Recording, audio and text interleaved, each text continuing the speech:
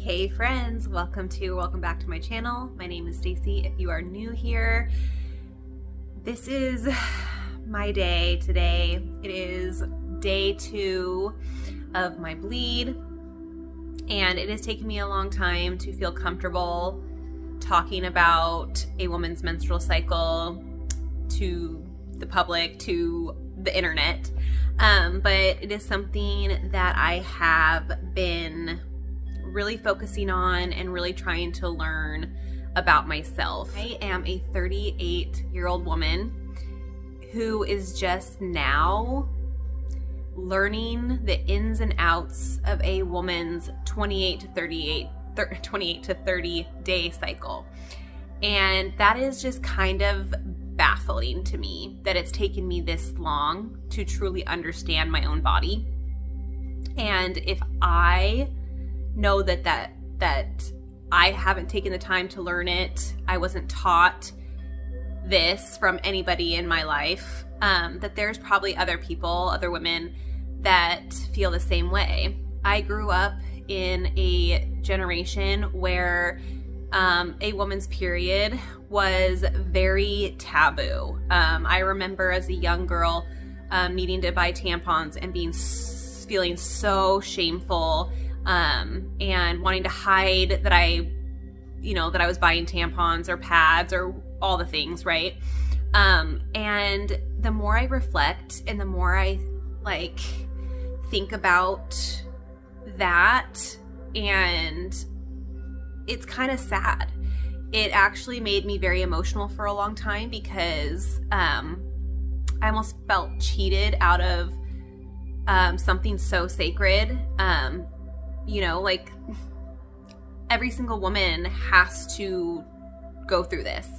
And why on earth have we been made to feel like it's something gross and awful and something to be hidden, When the reality of it, the truth of everything is no human being on this planet would be here without coming through the womb of a woman.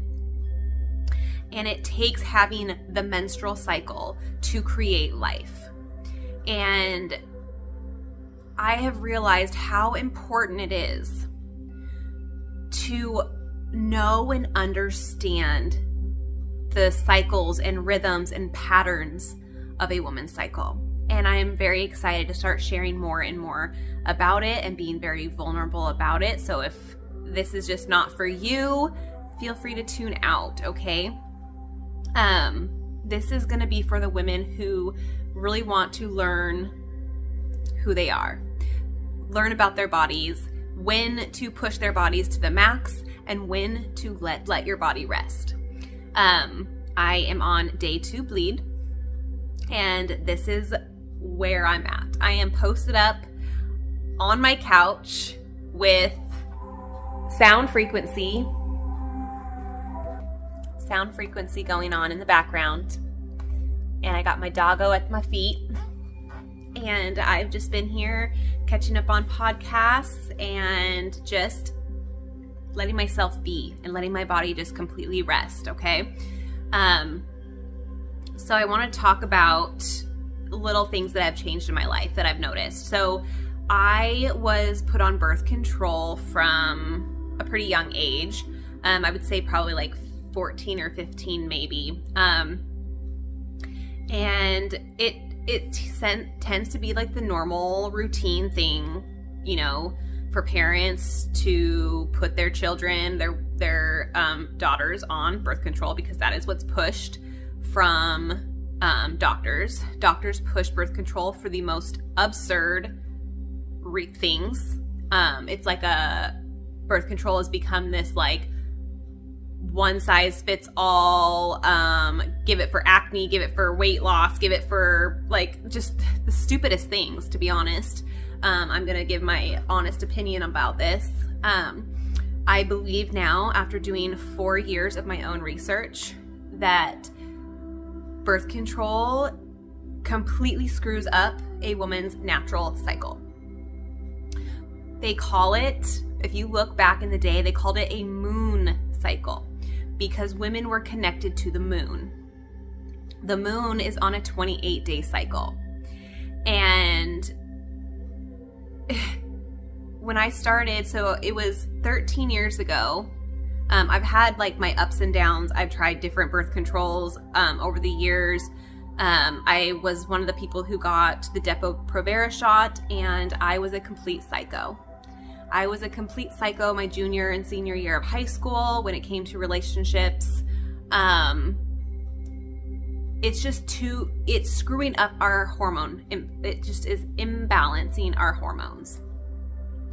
And causing a slew of issues, causing weight gain, which then causes women to feel, bad about themselves, shameful about themselves, all the things, right? And so it was about 2013 that I decided. I was with a partner at the time, the partner I had right before me and Matt got together. And I remember just being so frustrated with birth control and being out of control of my body, and my feelings and emotions and all of the stuff, that I was like, I can't do this anymore. I'm taking a stand for myself, and I am getting off birth control. And so I did. And I have not been on birth control since 2012. I think it was 2012.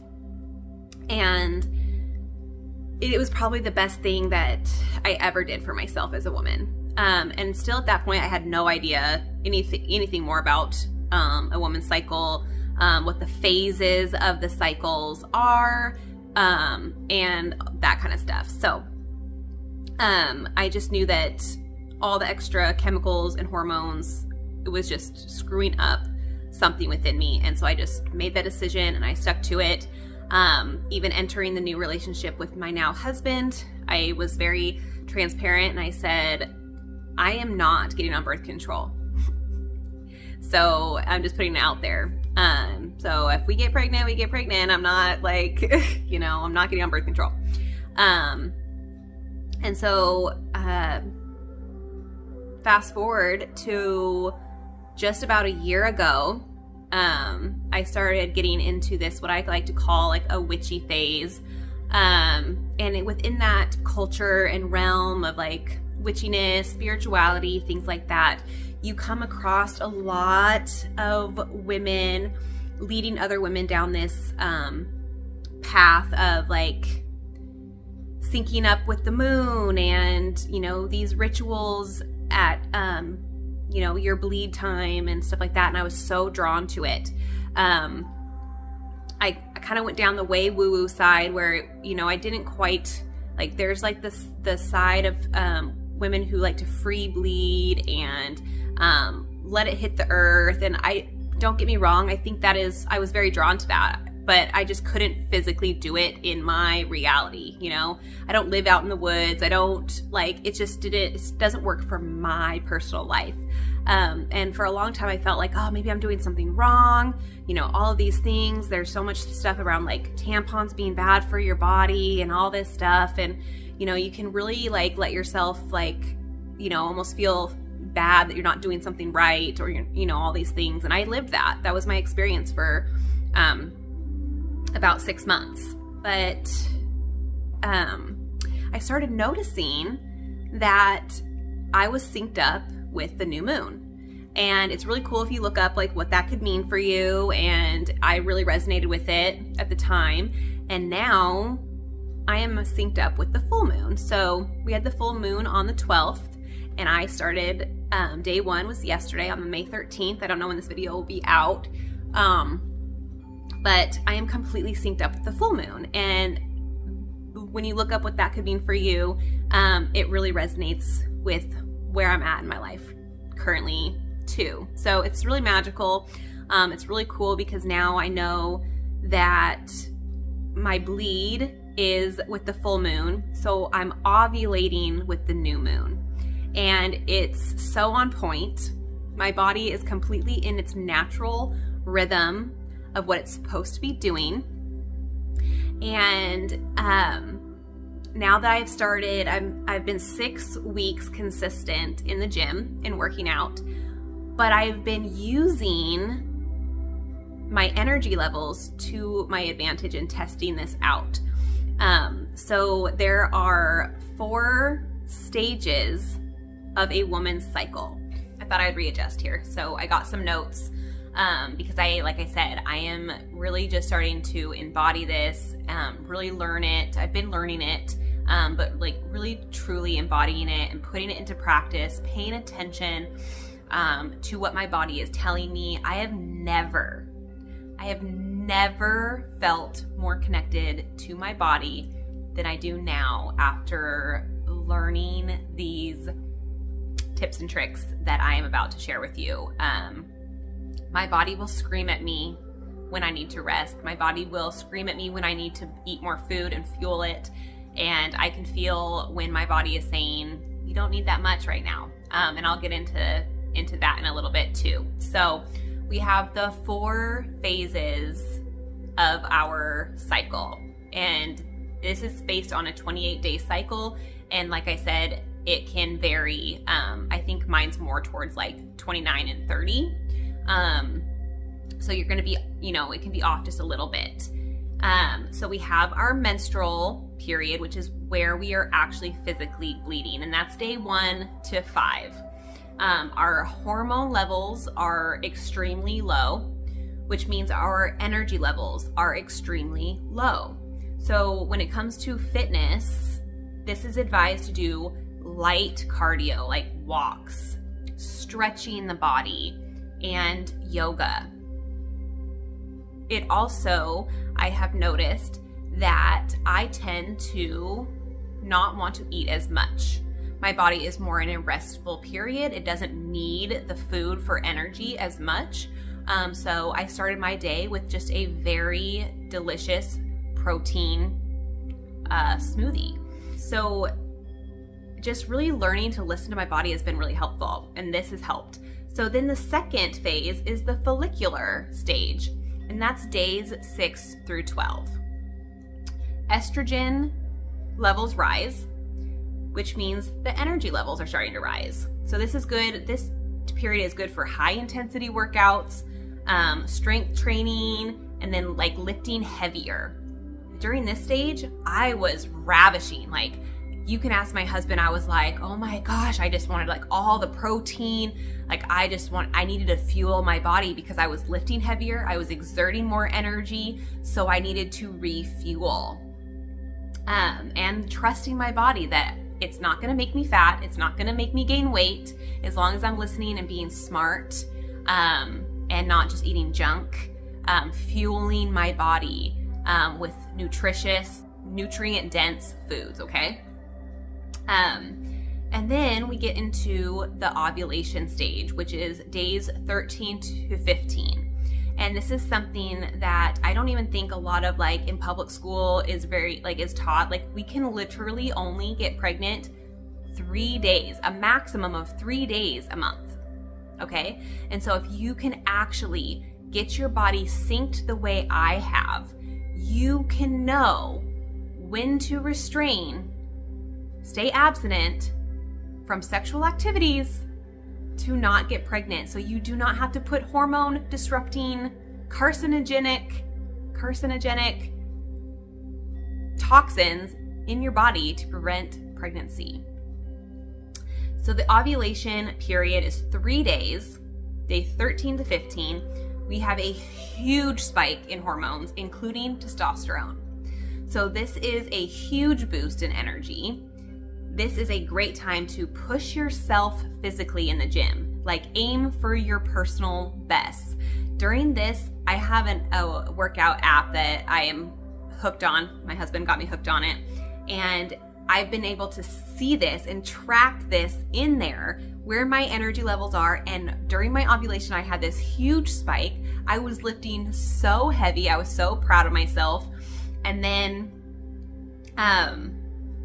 we enter the luteal phase, which is days 16 to 28, which our hormones are at one of the highest, which affects our mood and our energy. So this is advised to just do kind of moderate cardio, doing lighter weight in the gym and higher reps, yoga, Pilates, more of those kinds of things. Our body can tend to overheat in this stage. And I just witnessed this because, like I said earlier, I'm on day 2 today of my bleed. So I was just in my luteal phase the last time I went to the gym. And I literally, my face was red. I had worked hard. I mean, I was doing the lower weight, higher reps, but I was still pushing myself. And I was like, I asked my husband for a hair tie. He keeps a hair tie in his backpack for me so I could put my hair up. I had to get my hair up off of me. I was like, I am so hot. And when I look back and I check in with this, I'm like, that's why. Oh my God, it was mind blowing. And so during this phase, it's not advised to do like hot yoga or like I said, higher intensity. Like just keep it very like, you just want to aim for, in my perspective, you just want to aim for just getting your body moving. But don't focus on like, oh, I have to hit this personal best or I need to get this goal or whatever. Just allow your body to move. So drop the weight down, drop your ego. You know, you're not going to lose muscle mass. Just drop the ego and lower the weight, do higher reps. Like usually I aim for like 10 to 12 reps on a normal day.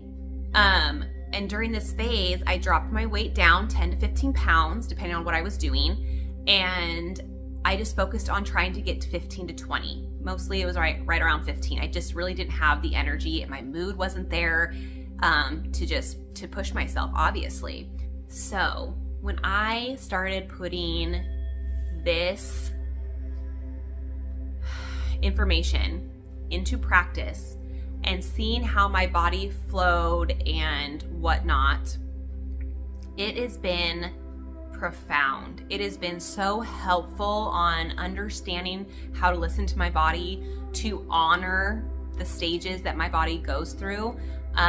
It's interesting, men have a 24-hour cycle. So their testosterone peaks every single day and then comes back down. So that's why like a 9 to 5, work day really works for a man. And it makes a lot of sense that men are the ones that go out and get the things done, and they have that peak of testosterone every single day.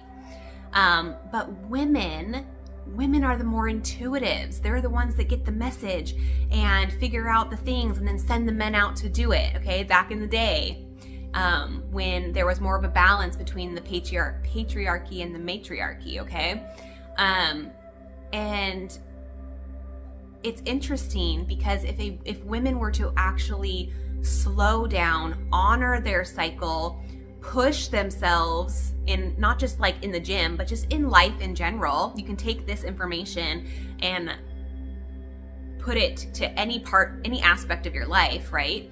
If you let yourself rest, you give yourself the 3 to 5 days of your bleed to just be and honor yourself. Like, give yourself space.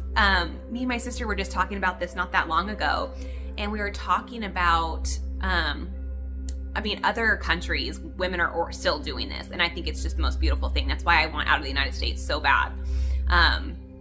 But back in the day, like women everybody kind of lived in a community, right? It was like you were a part of a village, and when the women would sync up together, there'd be women that would sync up together, and they would excuse themselves from the rest of the group because raising kids and all that kind of stuff was done collectively together.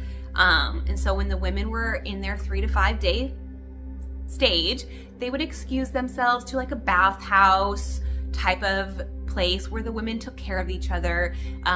They nurtured each other themselves, took baths, like adorned flowers to them, like just made themselves feel like goddesses. And nowadays, in today's culture, and I think it's getting better, I think the more the more women that come forward and start talking about this kind of stuff, we're gonna get there. But like I said, from the generation I grew up in, it was very taboo. It was very like disgusting, like, ugh, how could a woman do this, you know? But it's like, God made us this way. This is how humans enter the world, you know? And so it's just skewed so grossly. And that's why women get the bad reputation of being like bitches and so moody and like blah, blah, blah. It's because the hustle culture of today's society, the programming that is out there with like the, you know, Tampax has the sports and like, oh, don't drop a beat, don't slow down, just keep going. That programming is making it so women don't slow down during that time. They don't excuse themselves from the family for that bit of time to just nurture that time and tend to themselves. So then, yeah, you're in the most moody hormone, you know, all these hormones are going on and you're still forced to get the kids ready, do all the things, blah, blah, blah, like don't slow down. So then, yeah, it's pretty obvious that a woman could become a fucking bitch. Like, excuse my language, but like, hello, duh, it makes a lot of sense, right?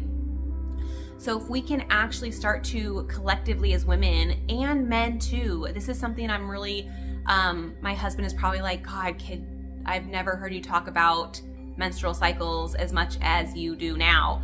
But the reason why it's so important for men to truly understand this too, especially if you are in a partnership with a woman, it's important to, you don't have to be all about it, you know, but to grasp it, to understand it, to allow your woman to flow with her natural rhythm. Especially in the gym, I'm like, babe, when it comes to ovulation time, like push me in the gym, help me reach my high max, like, you know, like be a part of it and help me, but then honor me when I'm like, I'm not going to the gym for these days. You know, I don't want to feel any guilt or shame for just being on the couch all day. Like those kinds of things are very important, especially within a partnership. And so as uncomfortable as it might be at first, because we are breaking down that programming of it being taboo, for being gross. Oh, we don't want to talk about that. Oh, you know, we're breaking those patterns. This is the generational cycles that I talk about breaking. These are the generational traumas. You know, women haven't been free to be in tune with their body for a lot of years. And so I want to be a part of changing that. And so I'm just going to apologize in advance if I make you feel uncomfortable. Just take that as something that needs to be, that's a trigger within you. And just take it as something that maybe you need to work on within yourself. And slowly but surely, as you disintegrate these, you know, programs that you've taken on over the years, consciously or unconsciously, we're going to break it. We're going to come together as women. We're going to bring back these bathhouses, these woman spas where we can tend to ourselves and make ourselves feel good in the worst feeling days, okay? Let me know in the comments if this was really helpful. I know that it has helped me. It's helped me to stay in a body size that I am comfortable with for myself, and that's going to look differently for everybody. I want my platform here to be a safe place. I believe every woman's body is beautiful. I believe every woman is built differently. So I'm a petite woman. I am 5'4", 5'5", and I'm just smaller boned. But that doesn't mean somebody that is taller than me and has slightly bigger bone structure isn't as beautiful. We just have different body styles, and we need to come together and embrace each other's uniqueness and beauty. Another thing I wanted to touch on real quick as I wrap this up, another thing that I have really started to understand, again, coming from my generation, I was a part of the generation where The Bachelor, the show The Bachelor, first started. And I was all about it. Me and a girlfriend at the time, like we got together every week to watch it. And when you actually take the time to reflect and become aware of what that show was programming women to do, it's disgusting. And so let me break it down a little bit. So if you don't know what that show was, The Bachelor is a show where one man is seeking love and like 20 women are fighting each other for this love, competing against each other for this one man. And so you take that programming that women have to compete with each other for the love of a man.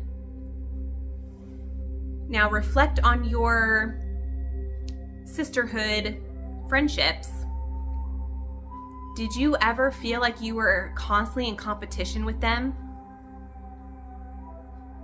It's for me, it's what I lived. My whole young adult, late teenage, young adult years, it was awful. I had the worst female friendships, backstabbing, all of it. And when you look at the programming that I was consuming, it makes sense that that's what I was experiencing. And when you can get to a level of awareness where you can understand that and you can see the patterns, it is your duty to help to break the chain, to undo it. And so going forward, I am in no competition with any woman. I don't care your size. I don't care if you're on the spectrum of anorexic or obese. We all got room to grow. We all have things that we can be actively working on for ourselves. The only person that we should be in competition with is the old version of us, always trying to level up to a new level of us, of self, okay? So I wanna make that very clear. You are safe here at any size, okay? So I'm gonna leave it there. Let me know, please let me know in the comments if you have felt this way, if you felt like, gosh, I just don't know my body. How can I understand my body more? I'm here to help. Let's start the conversations. Let's create the village. Let's join arms and bring back the awareness of what it is, what it's like to truly be a woman and to be honored in all the stages of our beautiful moon cycle. So if you enjoyed this kind of content, please let me know below. Give this video a like, a share, subscribe to my channel if you haven't already. These kind of interactions help my videos get seen by more and more people that really could use this helpful information. I look forward to sharing more on my personal journey and the flows that I experience, honoring this kind of a cycle, my growth during it, and just all the things. So thank you guys for tuning in, and I'll catch you guys on the next video.